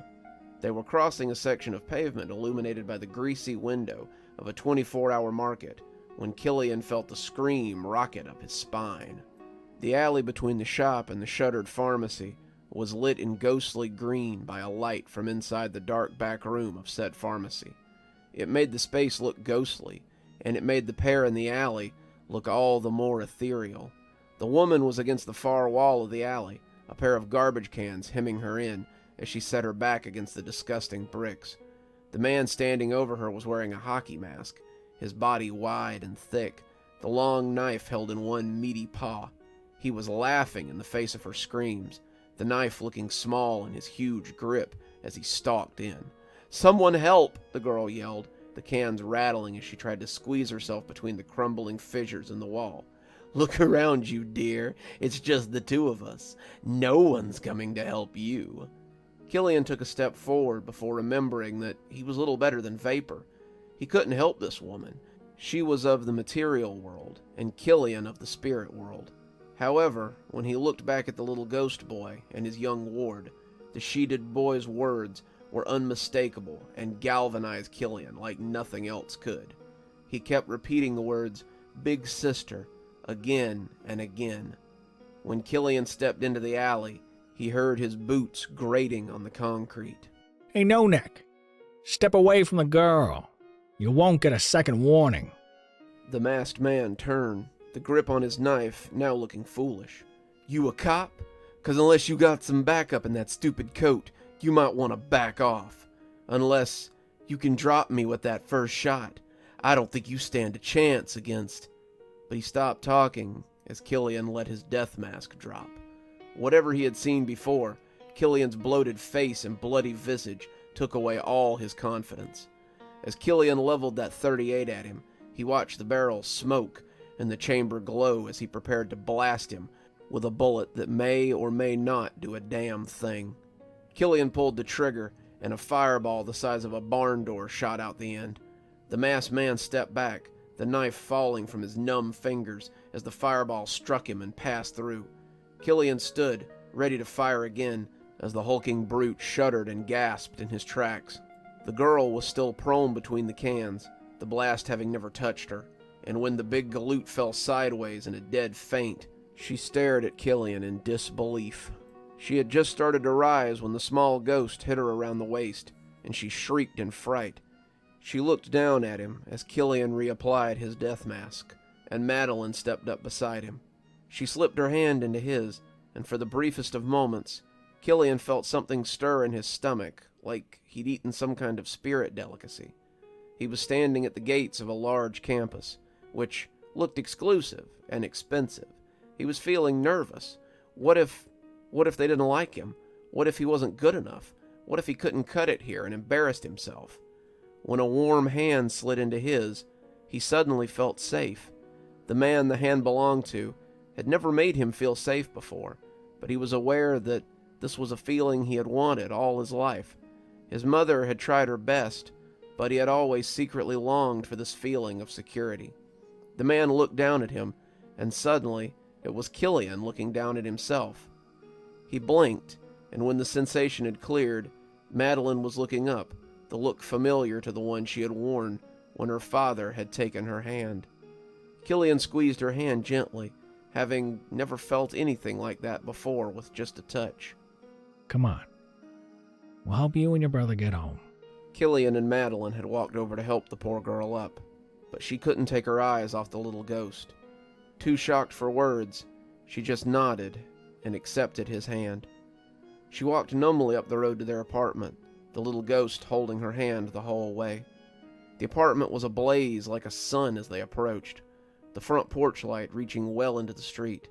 The door opened as the young woman mounted the stairs, and someone who could have only been her mother wrapped the young woman in a hug, telling her she thought the worst when she was late. In the harsh light, Killian could see that the boy's sister was in a uniform of some kind.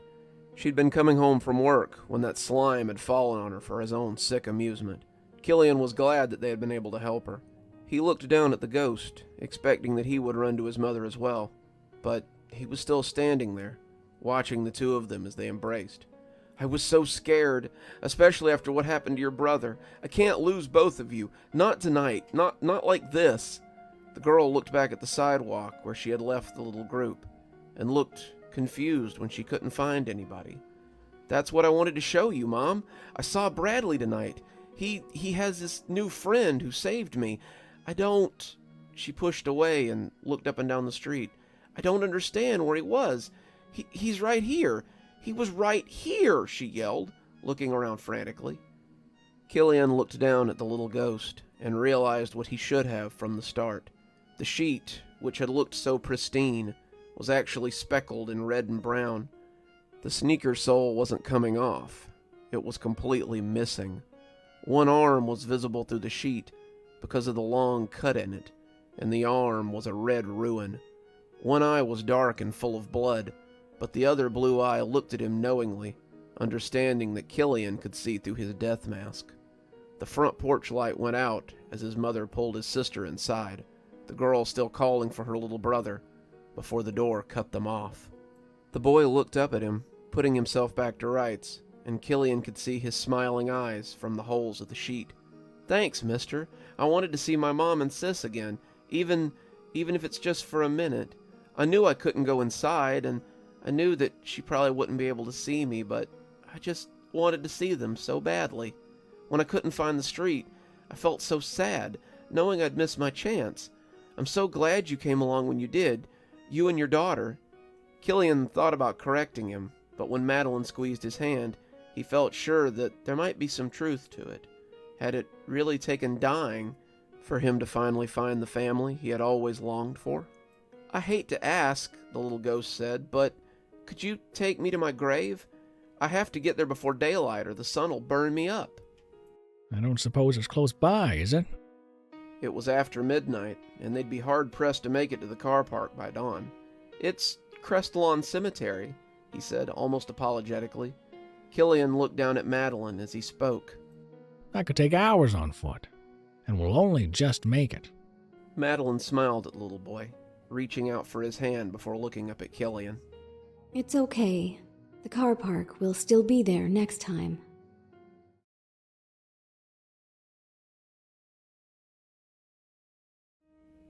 I just don't know what to do, Mr. Barger. I'm afraid to go down there, but I'm afraid that something may have happened to my son.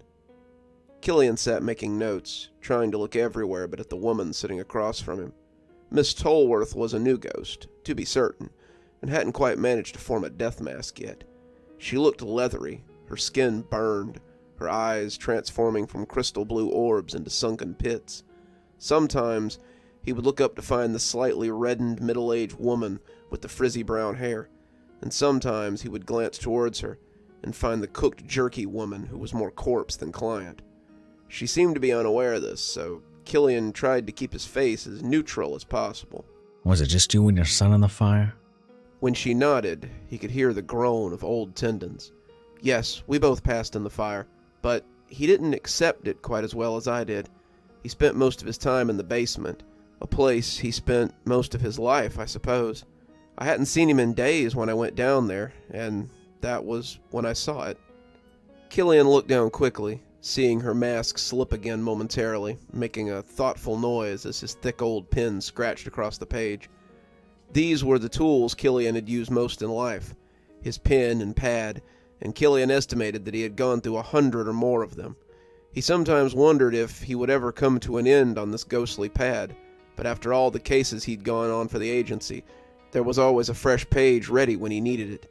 It was likely something similar to his watch and his clothes, things he'd had on his person when he died, which his memories kept looking the same as they had in life. That was comforting to a certain degree, knowing that when you needed them, they would be there. And Killian hoped that such memories would give Miss Tolsworth her face back in time. What can you tell me about your son, Mrs. Tolworth? Anna, please, Mr. Barger. And when she said it, her face returned to the woman that she had once been. The half-burnt corpse and the vacant eyes were gone, and Killian saw the woman from his report seated on the broken remnants of her couch. She sat amongst the burned shell of her home, the fire that had killed them still being investigated by the local police, and Killian could already see her memories of the home trying to reassert themselves. She would likely move on without much trouble, her mind already prepared, but Killian wasn't so sure about her son. Killian heard something crash downstairs as he made notes, the thump sounding huge and angry. Carla had been pretty clear on what was waiting for him down there, though even she hadn't been completely sure what lay in that broken basement.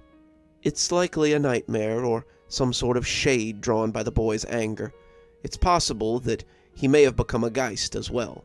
Either way, put down the creature so that Mrs. Tolsworth can move on. The agency had sent an investigator out to take a look, but it hadn't gone well. Facilitators were a little too dear to waste on petty matters like this. But when investigator Harper had come back with stories of some great beast, the agency had to rethink its stance. The burns on Harper had been like nothing anyone had ever seen.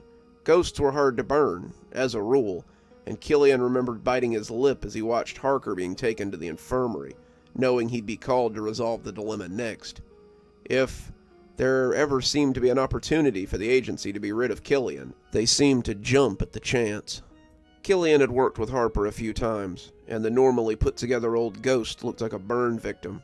One arm was nothing but angry red bone, and one eye was gone completely.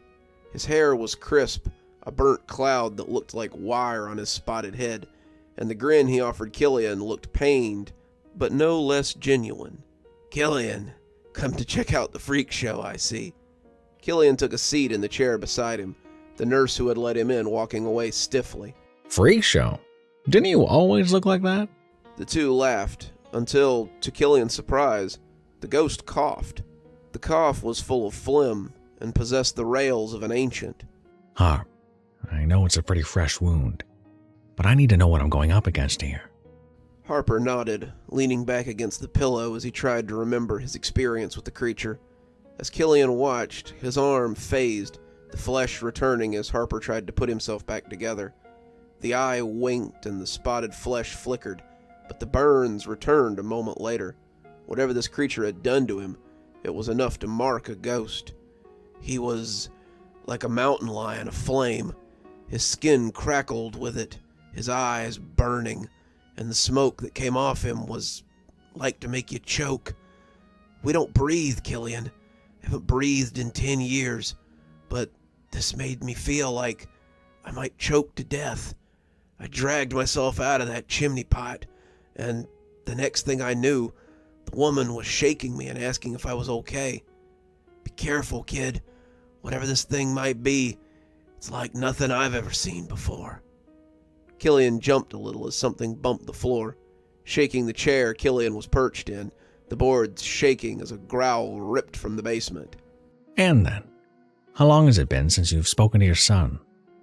7 days, I think, she said, looking thoughtfully as her face flickered between her death mask and her memories. Time's funny on this side of the veil. Killian nodded. He certainly understood that. A day, a year, 1,000 years, they all seemed the same to a ghost. Killian had been shocked to find that 4 years had passed since his death, when he'd first been back to the living world. Some ghosts he'd met had no concept of time at all, and were happy to reside in a delusion of their own time.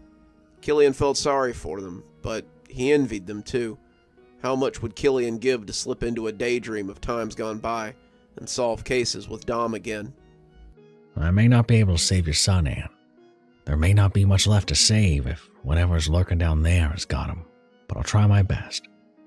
Anne leaned in, taking Killian's hand in hers as she pulled him close. Killian tried his best not to cringe away from her, as her melted face came close to his. "Please, Mr. Barger, please save my boy. I'm ready to move on. I'm ready to see what lies beyond the veil, but I won't leave my son behind. He's always needed me, always needed someone to take care of him, and if I leave him here, I can't imagine what would become of him." Killian nodded, patting her burned hand as he rose from the chair. I'll try my best, ma'am. He left her sitting in the ruins of her once comfortable living room and stood at the head of the basement before pressing onward. The air stank of smoke and ash, and as Killian felt a cough rumble up his throat, he realized he was having trouble drawing breath, something he hadn't had to worry about for a long time. He pulled up his collar to cover his mouth, the heat making him squint as he came down the stairs. He could hear something burning down there, the flames chewing up whatever lay below, and the deeper he went, the harder it became to stop his coughing. If he didn't get it under control, the creature would hear him coming, and as he drew out his trusty .38, he reflected that he might only get one shot at it before it hurt him. The basement was a furnace. The walls burned constantly, the flames consuming posters and photos and anything held to them. The squashy furniture and lumpy bookshelves burned as well, the books and knickknacks on them charred and hunched. The bed was little more than a burnt skeleton of wires and metal frames, and that was where Killian saw the creature. He appeared to be sleeping, but Killian didn't believe it for a minute. It was huge.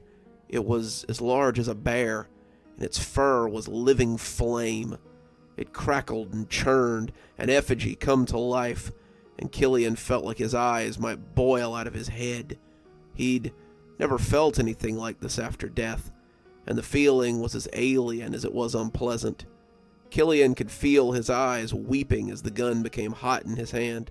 There was no way that this could be happening. The gun wasn't real, but he could feel his palm burning the longer he stood aiming it at the crouching beast. Killian didn't see a single sign of anything besides the burning creature, and as he squeezed the trigger, the blue flames crackled out, coursing out towards the slumbering thing. Its eyes snapped open, leaping high into the air as its form slimmed and spread across the ceiling. It surged across the wood hungrily, dropping down in front of him as it roared loud enough to shake the space. Killian fired again, more panic fire than anything, and it saved his life. The bullet hit the creature in the shoulder, the flames burning outward like an exploding pine knot, and the beast roared again as it shot back to its nest. It hunkered there, panting as its eyes bored into Killian, and Killian felt like a piano wire as he prepared to snap into motion. Then, it did the last thing he expected. It spoke. "Get out of my house. Who are you? Why have you come here? Did she send you? Get out! Get out! Get out! Get out!" It screamed. It almost caused Killian to miss its next move. The lunge was almost too fast to register, and as Killian threw himself to the left, he squeezed the trigger twice.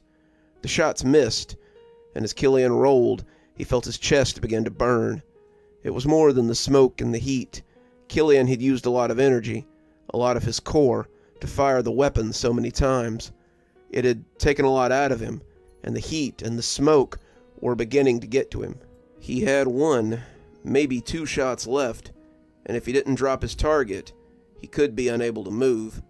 Killian knew what he needed to do, and if he wasn't quick, he'd be roommates with Harper in the infirmary. The creature screamed at him as it flew into his face, the heat almost too much to bear, but Killian kept his cool as he lifted the .38 and pushed it into its open mouth.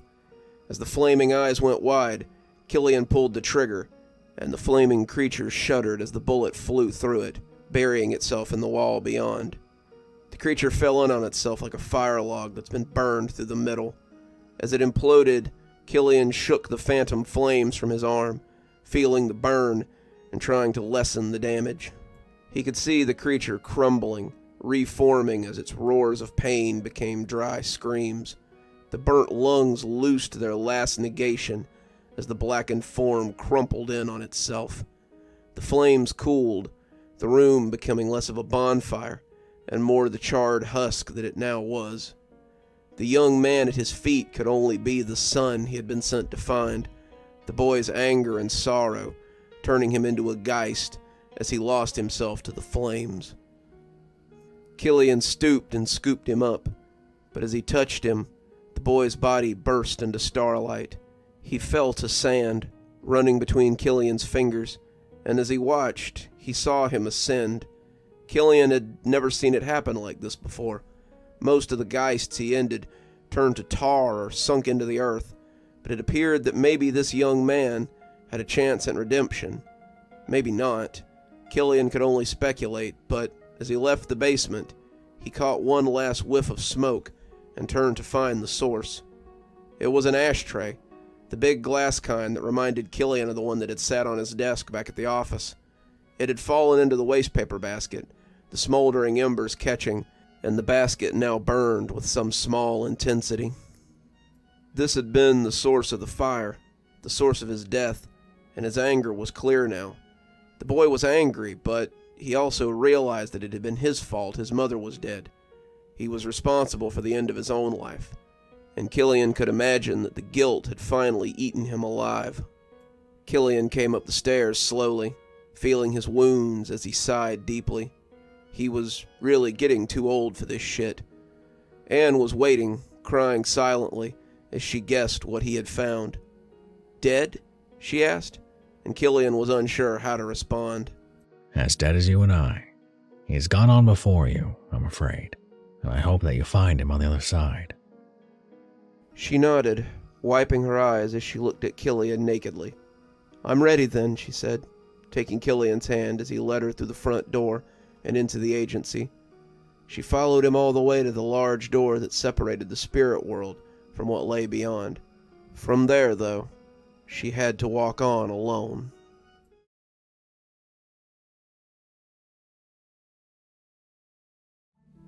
"She's been asking for you for weeks, Mr. Barger. I had hoped we would see a little more of you after Halloween." Killian sighed, rubbing his temples as if there was anything there to pain him. The agency had been running him ragged lately. It seemed that for someone who was often a persona non grata, Killian was their go-to facilitator for cases they couldn't solve or, more likely, did not want to risk their other agents on. Killian had never met these mysterious higher-ups, but the longer he worked for them, the more he thought of them as bastards. When the hospital called him, he realized that he hadn't seen Madeline in nearly 5 weeks. The agency keeps me busy, Nurse Radcliffe, as you know. Nurse Radcliffe was dressed for work in the tent hospitals of World War I, and her speech was as crisp as her dress. "Mr. Barger, what I understand is that you have a responsibility for this child, or have you forgotten?" Killian wanted to flash at her, but he knew she wasn't just talking to wound. He had stood before the agency board and vouched for Madeline, telling them that she was redeemable. Madeline had no clue of this, of course. She'd been in the asylum receiving treatment, but Killian knew that he hadn't forgotten. Madeline was important to him, and somewhere in the rush of cases, he'd forgotten that. What can you tell me about what's happened? As he rounded the corner and came to the entrance of her ward, however, the answers became apparent. Where the doors and glass windows should have been, there was only one door, and it looked more like the front door of a house. She has created her own premises, it would appear. Killian whistled. That was pretty serious. Ghosts could create premises from their memories pretty easily. When Killian stepped into a comfy living room, or a dirty trailer, or someone's first apartment from the 1960s, It was usually because the resident spook was broadcasting their memories over the space. It was a comfortable lie they told themselves, so they could continue to pretend that they weren't dead and live a life as usual. Killian had never seen the movie Beetlejuice, but he would have sympathized with the ghosts of the deceased couple, since they seemed incapable of projecting a premises. Ghosts who couldn't usually either moved on, or more likely, acted out and became geists. Fewer ghosts ever created premises in the aether, the spot between life and death. A ghost might have a niche, like Killian's office, in a spot they were familiar with, but not a full-fledged premises. To create one here was like manifesting serenity at a heavy metal concert. It wasn't impossible, but God, was it difficult. How long has she been in there? Killian put a hand on the door to test its solidity. There was no give in the wood. It was as real as it had been in life. 2 days, Nurse Radcliffe said. That's when we called you. She won't let any of us in, and there are patients trapped in there as well. Has anyone from the agency been informed? Killian was almost afraid of the answer. If the agency found out that Madeline had created her own little pocket dimension and was holding spirits hostage, there would be no arguing on her behalf this time. They would send her on, whether she was ready or not. You're the only one from the agency we have called so far. I was hoping that someone could do something less drastic to reach her. Translation, she knew as well as Killian did what would happen if they found out what was going on here. I appreciate that. If I don't come back, call Carla at the agency. She'll know what to do. Nurse Radcliffe nodded. Good luck, Mr. Barger. I've become quite fond of that little girl, so don't you dare go in there and half-ass it. Killian winked. If there's one thing I'm good at, ma'am, it's whole-assing the important things. Killian reached for the door, and when it opened, he sighed in relief. When it opened onto the foyer of a large house, Killian stepped inside and tried not to wince as it slammed shut behind him. Killian had stepped into several such places as this, but this one was by far the oddest. Not to say that Madeline's corner of reality was particularly strange, but most of the premises Killian found himself in were strange fantasy settings. Others were brooding areas, full of hurt and spoiled feelings. He had stepped into noir-esque bars, womb-like spaces with sweating walls and weeping atmospheres, all of them telling him about the spirit without saying a word. By contrast, Madeline's realm was almost mundane, but possessed a level of polish that Killian had never seen before. He walked from the sterile, dimly lit hospital corridor into the foyer of a charming Midwestern home. No home had ever existed like this, and it was more like the TV shows that Killian had often seen in his adulthood. Boots and shoes were lined up in a mudroom, and hats and coats hung off the coat hook over them. The hallways were lined with pictures of smiling children and happy families, and Madeline seemed to be present in all of them. From down the hall, Killian could hear the raised voices of laughing adults and the happy gabbling of playing children. It sounded like a party was going on down there. A party, or maybe a family reunion. Killian stepped carefully down the worn wooden boards of the hallway. He wanted to draw his gun, wanted its warm weight to reassure him, but he knew that might be a mistake. Madeline had never actually hurt him, been incapable the one time she tried, but this was not the world of the living. This was her world, and if she wanted to hurt Killian, she could. Killian realized that wit, and not a bullet, would be the winner of this day, and smartly put any thoughts of violence from his head. He wasn't even really sure he could shoot the kid in the first place. At the end of the hall was a long dining table, full of smiling faces and pleasant conversation. They were all dressed in their Sunday best, sitting around the plates of food and cups of various libations. They were all talking, but none of them seemed to be talking to each other. They were all speaking to the one who sat at the head of the table, and Killian was not surprised to find that it was Madeline. She was in a place of honor, like the queen of some tiny community, and as Killian entered, he was unsurprised to see someone that looked like him sitting on her left. His doppelganger did not seem surprised to see him either. After all, these were all constructs of Madeline's imagination, and it wasn't unthinkable that if she could not have the real Killian, she would create a pale shadow of him.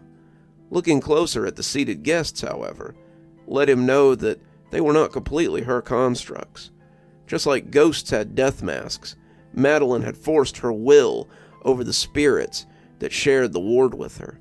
Beneath the face of what might be a smiling aunt was the scared visage of an enthralled spirit. Beneath the laughing mask of a cousin or an uncle was the screaming face of someone who only wanted to take their own death mask again. This was different than what Madeline had done to the children in the parking garage. She had gathered them, taking them into her embrace. These were her playthings, and they were here against their will. As he stood at the vacant end of the table, all conversations ceased. They looked like gunfighters, ready for the opening salvo, and when Madeline stood, Killian saw that she was much taller than she had been.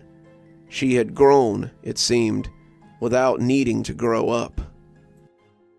Oh, look, a guest at long last. Father, be a dear and go get him a chair. Killian hadn't noticed him, but a man in his late 40s had been sitting on her right. He wore an expensive-looking suit, but he had paired it with one of those propeller hats you often saw on the mentally unwell. The whole image was laughable, but Killian didn't think the stylization choice had been his own.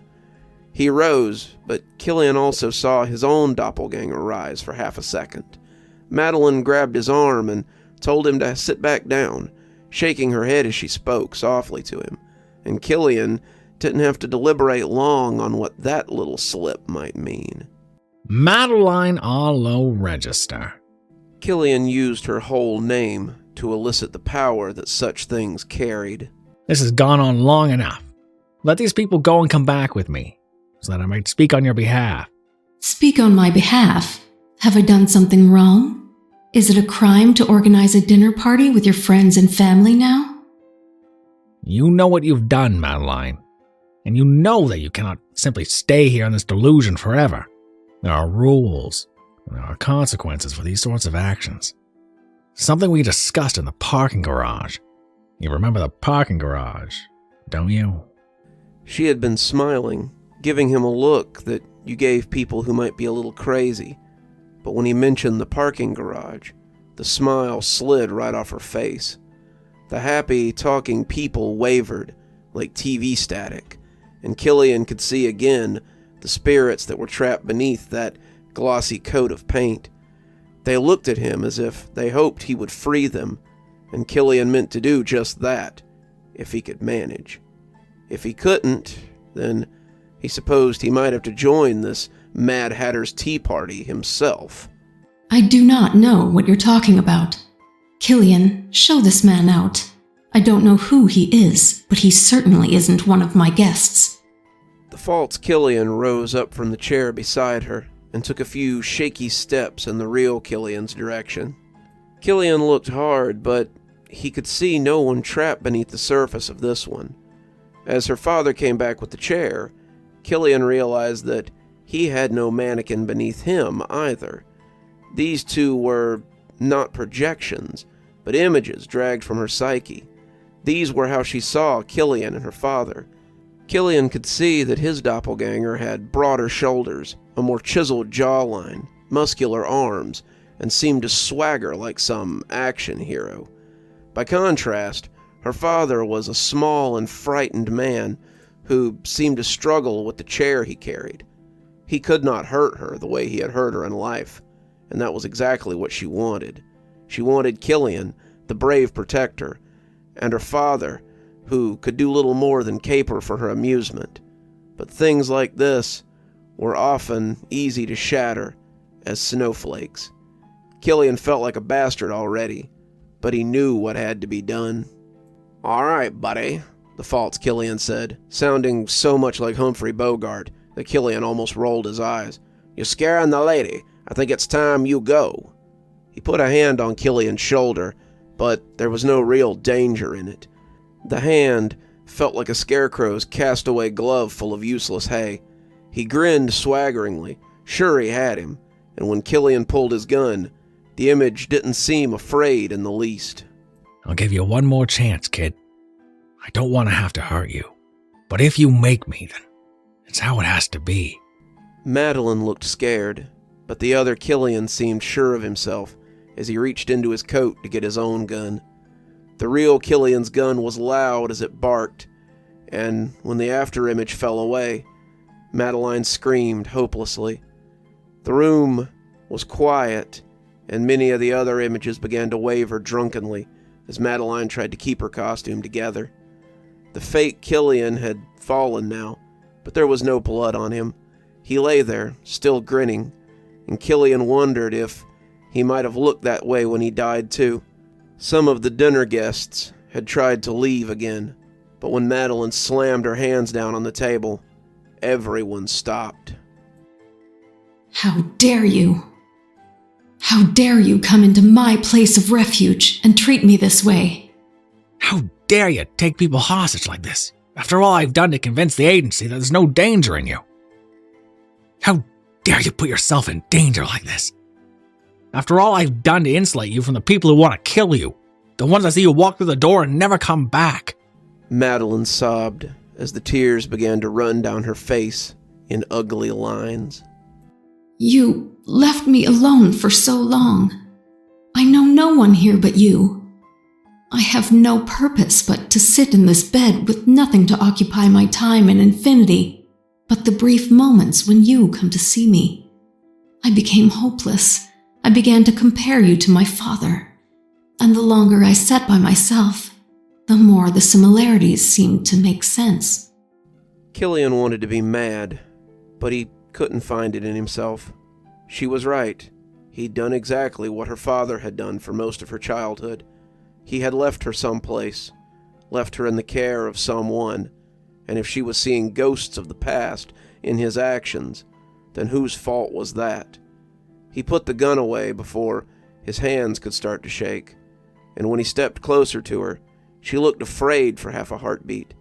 Did she expect him to spank her or something? The thought was almost laughable, but Killian didn't dare in a place such as this. Instead, he wrapped her in a hug and felt her tears on the front of his ratty old shirt. She looked up at him, her face full of so much pain that Killian almost couldn't stand it.